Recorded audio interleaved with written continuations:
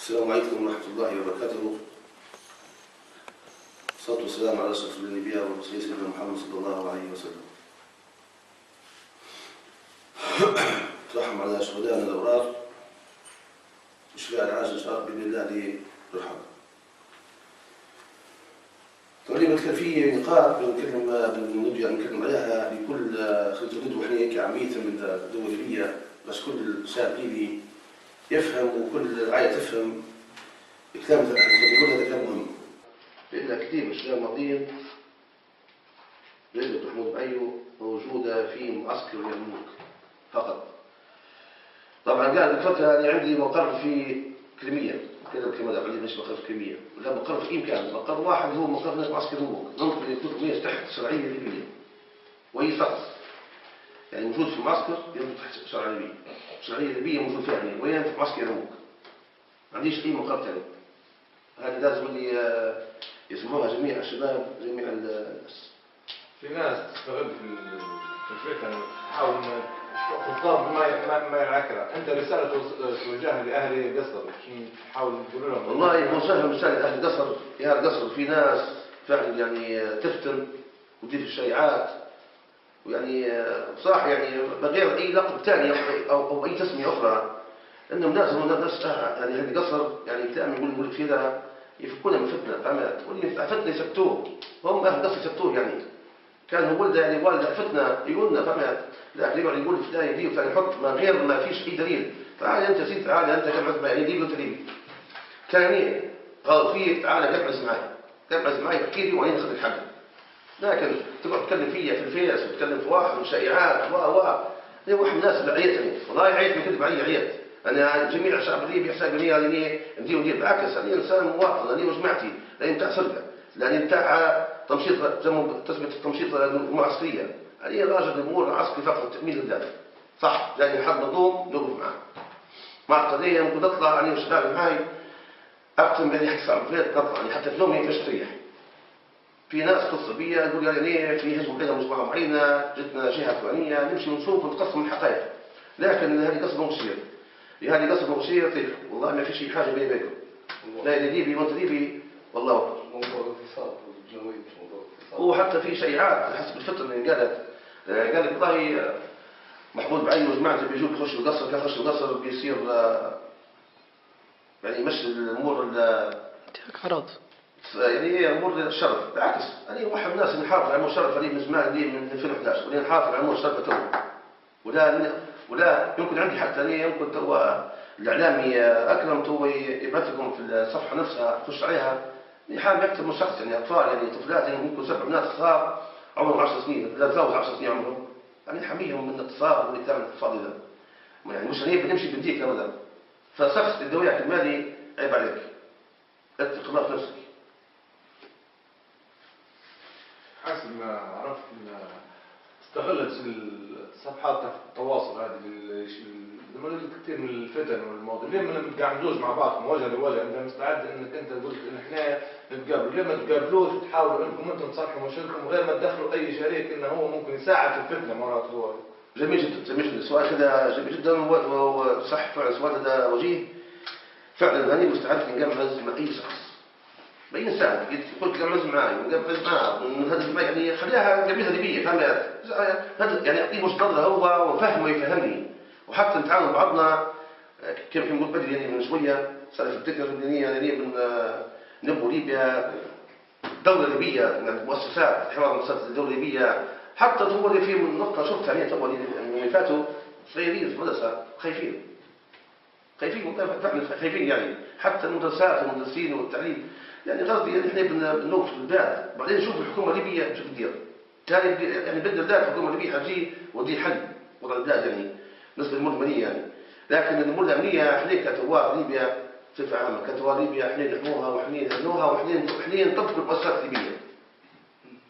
كانكم يا شباب يا ثوار نصف فضاير بجميع صفاتهم حتى يعني سواء ثوار ولا خاطر ثوار يعني مش فتنه احنا في كل من فتنه في كل من دوار. تو هذا في قناه الجنفود نزيد اسمعي في قناه 24 نزيد اسمعي ليش تنزل اسمعي انت ليش تنزل اسمعي انت يعني شنو شفت مني انت قابلتني شخصيا يعني شفتني مضايق اجرام يعني في ناس الله يشوف فيهم يعني يديروا في إجرام فيش ولا واحد كلام فيهم. ليش؟ لأن في وجود الناس ما هو احنا قلنا باش نتكلموا بجميع الأطياف وجميع الصفات وباش نتكلموا بالكلام الثاني. هو كلامي واضح وصريح يا ليبيا، وأرجو كنتوا الكلام هذا تفهموا كويس وتحطوه دماغكم كويس وتنتظروا ليبيا. ليبيا تبي شبابها وتبي فيسها وتبي ناسها. الله أكبر يا شباب، الله أكبر. قصدي بما انتم الان في قصدي وضحتوا للناس انكم هدفكم انكم اموركم امنيه من حمايه المواطن، واكيد في القصر في ناس قصدي شرفاء، ناس نزهاء، ليه ما درتوش قوه مشتركه تحمي الطريق؟ هل في انكم خطوه انكم تديروا قوه مشتركه مع بعض؟ في عصبات هذا لما جدا وقال لي طبعا تفكر نيتي يعمل طبعا لان ناس من القصر وطبعا الناس اللي تدير فتنه يعني صار يوم يبقوا مشتركه تكون بين كما قلنا احنا ما نبقاش نبوها احنا زي ما كانوا قدامنا احنا نبوها طبعا تمشي قوه من رئاسه الاركان او من الدفاع او وزاره الداخليه مخلطه من سوق الجمعه من تجوره من مصراتة من قصر بوغشير من الظهره من الهضبه طريق المطار من غيبي من جميع من صوالي من جميع الجهات تكون قوه تمركز بين في قصر بوغشير. هذا حل اسلم لجميع مناطق ويسرس يعني يقوم بامور بلطجيه بإيجاب متعاقب. وفي نقطة بالله بيقولها لي حسب ما سمعت من جميع الشباب، جاني شاب النهارده نظام هنا في مقر وقال لي يا فندي قال لي راه ولي تعذبت في معسكر الفلاني. طبعا مش داعي ذكر المعسكرات، لكن كل شخص يسمع فيه توا واللي يعذب في الناس حرام عليك. الله يا حرام عليك تدي فيه في هذا الناس، لا تلقاه في نفسك لا تظلمش. احنا ما نبغوش نرجعوا احنا الظلم الاول التعذيب والجلد والكلام السفيه. سواء في حتى يعني في حتى سب الرجال عشان يضربني، لكن ما تسبش الجلاله. انت مدرس بيت الجلاله انت كافر. فانتبهوا يا شباب انتبهوا يعني انتم عندكم الجهات الامنيه حاول انك انت ما تكونش انسان جلاد، تكون انسان نزيه والشخص اللي ضربه حاول تتعاقب باسلوب معين يعني مش بعنف، لا عقاب يكون عقاب كويس يعني انك انت غريبي هذا اللي معك غريبي ده دير ولدك دير اخوك دير يعني حاول انت تعالجه مش تضربه وتكفها وتجلده وتعذبه ودير فيه اللي انت تستعب. هذا الكلام شيء منها والشخص اللي تو يسمع فيك اي واحد يجي في شيء هذا يوقف عليك كمان باش يكون توريه يعني اللي موجود لا لكن متى يدير فيه هذا ما يجيش منه. بعيد عن الفتن والكلام هو كيف حكينا القصر من غير الفتن هذه القصر وخلى كيف تكون من غير الفتن لا غير كلام الناس كيف تكون يعني آمنة مستقرة رجل والله تو وقت الحياة تو قصر بوغشير تو آمنة ما فيش مشاكل طريق وادي البيحتي آمنة قصر آمنة صلاح الدين كل يعني قصدي كل جهة أو فيها شباب كما قلت اللي فيها هم يقوموا بحمايتها. لكن يعني كان في اثنين ان تكون في كيف القصر تكون فيها خليط من الشباب الليبيين خليط يعني من كل جهه حكم عناصر بس توقف المشاكل يعني ويتم الامن والامان. ليش؟ لان قصر بوغشير طبعا جهه طبعا تفتح طبعا على وادي البيع وجهه كبيره طبعا هي تفتح طريق مطار من الغالي ايه فطبعا منطقه طبعا استراتيجيه لازم تكون حمايتها تكون حمايه كويسه. يعني انتم تو كتيبه تحت الشرعيه وظيفتكم امنيه زي ما نقول هل عندكم فرصه انكم تستقبلوا جميع الناس اللي عندها شكاوي عندها مواضيع صارت تناقشوا معها تحرروا بشكل ادق يفضل اي مواطن ليبي عنده شكوى يفضل مفتوح يجوا لضابط التحقيق الفندي احمد يتفضلوا اهلا وسهلا بهم ياخذوا اجراءاتهم بالكامل احنا نوقف معاهم ونساعدهم. بالنسبه للارقام تو نكلم الفندي ينزل الارقام الهواتف نتاع الكلمه نفسها هو والاعلامي اكرم ويشوفوا الناس شكاوي الناس يعني اي واحد عنده شكوى يقولها واحنا حاضر نوقفوا معاه. حتى شكوى فيني انا شخصيا فيها عادي يجي يقولها انت وجماعه يجي قابلني باش نعرف كيف نفهمه نعرف كيف نجيب الادله ان احنا ناس كويسين ناس عندنا في ناس ثانيه اشاعه كبيره يعني لواحد الناس يعني يجيب حاله نفسيه من كلام يسمع فيها هذا قال وهذا قال يعني يوميا تلفونات تو بالحي تو قبل ما توصل شوية من ربع ساعة في سيارة قالوا تويوتا عضلات تعرفش مديرة من ممكن رامي على شخص معين في طريق الشوك. فأنا طبعا مصطفين كلموني قلت لهم حاضر الموضوع تشوفوه حاضر نشوف يعني. هو في الأول يعني قالوا عندك ثلاث تويوتا عضلات قلت لهم لا ما عنديش، لا قلت لهم شباب معاي والتحري كلهم طبعا السيارات بتاعتي معروفات يعني تويوتا كاملة عليها ملصق. إن شاء الله خير يعني. وهذا طبعا كلام وإن لا أي شخص كما قلت سؤالك أنت أي شخص عنده شكوى يفضل سقطوا عليه. تقولوا على جماعة في ضاي سؤال كنت نقول أنا جماعة اللي صاير هذا بعد القصر بعد بوابتنا هنا فاهم في جماعة يخطفوا وبعد مش حزت المشكلة هي يخطفوا بس إنه هنا قاعدين عند اليوم.